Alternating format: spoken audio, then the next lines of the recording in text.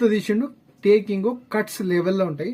ఇక బండి సరోజ్ కుమార్ అన్న కోసం మనం చెప్పుకుంటే అతను ఒక కల్ట్ గ్యారేజ్ ఉన్నాడు.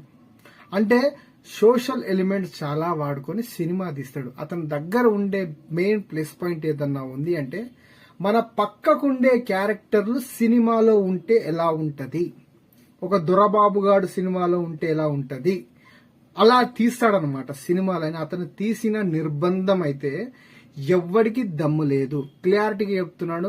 సినిమా నాది, వెల మీది, నచ్చితేనే ఫోన్ పేగా. నిజంగా చెప్తున్నా, ఇలాంటి డేర్ ఎవడు చేయలేదు. అతనికి ఉన్న సినిమా నాలెడ్జ్ అన్ని క్రాఫ్ట్ 24 క్రాఫ్ట్లలో అన్నిట్లో అనుభవం ఉన్నాడే. ఇప్పుడు అతను నిజంగా సిల్వర్ స్క్రీన్ కి రావాలనుకున్నాం. అతను తీసిన సినిమా, దాని తర్వాత వచ్చిన నిర్బంధం 2, మళ్ళీ మొన్న వచ్చిన రీసెంట్లీగా వచ్చిన మాంగళ్యం.